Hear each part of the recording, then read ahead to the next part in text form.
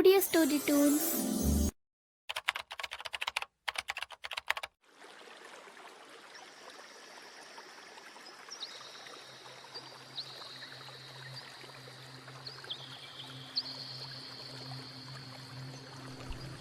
ପାହାଡ଼ ତଳି ଏକ ଗାଁ ମୁଣ୍ଡରେ ଥାଏ ଗୋଟିଏ ବୁଢ଼ା।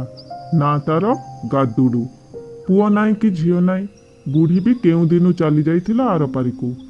ବୁଢ଼ା କିନ୍ତୁ ଏକୁଟିଆ ନଥିଲା। ତା ଘରେ ଥାଆନ୍ତି ପଲେ ଛେଳି, ପଲେ କୁକୁଡ଼ା ଆଉ ପଲେ ବତକ। ଦିନ ରାତି ବୁଢ଼ା ଜଗିଥାଏ ଛେଳି, କୁକୁଡ଼ା ଆଉ ବତକଙ୍କୁ। ଠେଙ୍ଗୁଣି ଖଣ୍ଡିଏ ଧରି ଏକଡ଼ ସେକଡ଼ ହେଉଥାଏ।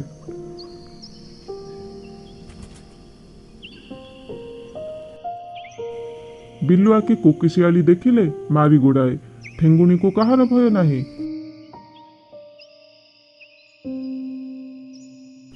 ବୁଢ଼ାର ଘର ସିନା ପରିଷ୍କାର, ହେଲେ ଘର ପଛଟା ଅରମା ବଣରେ ଭରା। ସେଇଠି ଘର କରିଥାନ୍ତି ଗୋଟେ ଶିଆଳ ପରିବାର। ଥରେ ଶିଆଳମାନେ ବିଚାରିଲେ ବୁଢ଼ା ଘରେ ରାତିରେ ପଶି ଛେଳି ଛୁଆଟିଏ ଟେକି ଆଣିବେ। ତାପରେ ହବ ରାତି ଅଧିଆ ଭୋଜି। ଏ କଥା ଗାଦୁଡୁ ବୁଢ଼ା ଶୁଣିପାରିଲା। କହିଲା, ହଁ ରେ ହଁ, ଦଉଚି ପାନେ, ଆସ ଆସ। ରାତି ହେଲା। ବୁଢ଼ା ଶିଆଳ ଥିରି ଥିରି ଆସି କାନ୍ଥରେ ଗାତ ଖୋଳିଲା। ଯେମିତି ମୁହଁ ଗଳେଇଛି ନା, ଗାଦୁଡୁ ବୁଢ଼ା ଦେଲା ଏକ ମସ୍ତ ଠେଙ୍ଗୁଣି ପାହାର।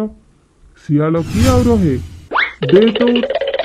ବୁଢ଼ା ଶିଆଳ ମୁଣ୍ଡରେ ଗୋଟେ ଆବୁ ହେଇ ରହିଲା। ପୁଣି କେତେ ଦିନ ଗଲା। ଟୋକା ଶିଆଳ କହିଲା, ଆଜି ରାତିରେ ମୁଁ କୁକୁଡ଼ା ଭାଡ଼ିରେ ପଶିବି ଆଉ ବଡ଼ ଗଞ୍ଜାଟାକୁ ଟେକି ଆଣିବି। ରାତି ଅଧିଆ ଭୋଜି ହବ। ହଁ ହଁ, ନିଶ୍ଚୟ ନିଶ୍ଚୟ ନିଶ୍ଚୟ। ବୁଢ଼ା ଏ କଥା ମଧ୍ୟ ଶୁଣିପାରିଲା। କହିଲା, ରହ ରହ, ଆସେ ଆସେ, ଦଉଚି କେଞ୍ଚେ। ରାତି ହେଲା। ଅଧରାତି।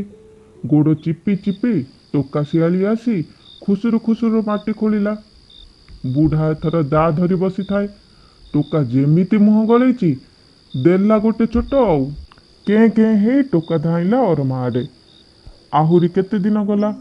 ବତକ ମାଉଁସ ଲୋଭରେ ବୁଢ଼ୀ ଶିଆଳ ଦିନେ କହିଲା, ଏଥର ଆଉ କାନ୍ଥ ନାହିଁ କି ପାନ୍ଥ ନାହିଁ।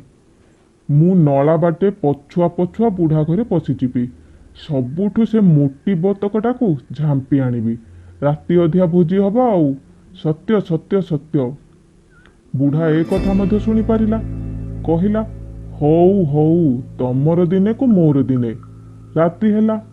ନିଶା ଗରଜିଲା। ବୁଢ଼ୀ ଶିଆଳ ପଛୁଆ ପଛୁଆ ପଶିଲା ନଳା ଭିତରେ। ବୁଢ଼ା ତ ଅନେଇ ବସିଥିଲା। ଯେମିତି ଲାଞ୍ଜ ଦିଶିଛି କୁରାଢ଼ିରେ ଚୋଟେ ପକାଇଲା। ଅଧା ଲାଞ୍ଜ ଛିଟିକି ଯାଇ ଅଗଣାରେ ପଡ଼ିଲା। ବୁଢ଼ୀ ଶିଆଳ ଆଉ ରହିଛି।